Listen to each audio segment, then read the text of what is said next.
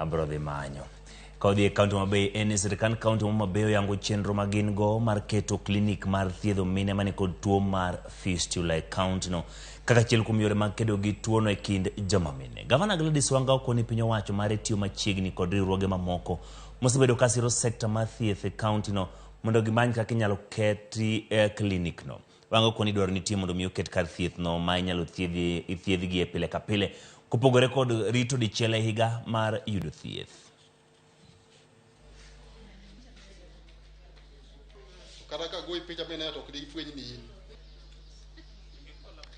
Wagoero kamano ahinya kaka sirkal ma Homa Bay nikech wayudo partners osiepewa mathoth kamoting'o M-Pesa Foundation to gi UNFPA to gi AMREF to gi Beyond Zero to gi Flying Doctors mobiro mondo oti kodwa kanyakla e wach mar tieko wach mar Fistula. Aneno ka mine obiro ka moa kuonde mopogore opogore e kaunti ka to be oko mar kaunti bende mobiro mondo oyud konyruok e wach mar Fistula.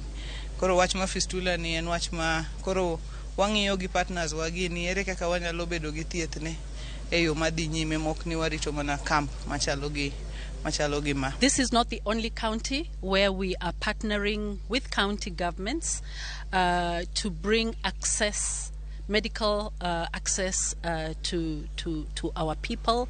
We've been to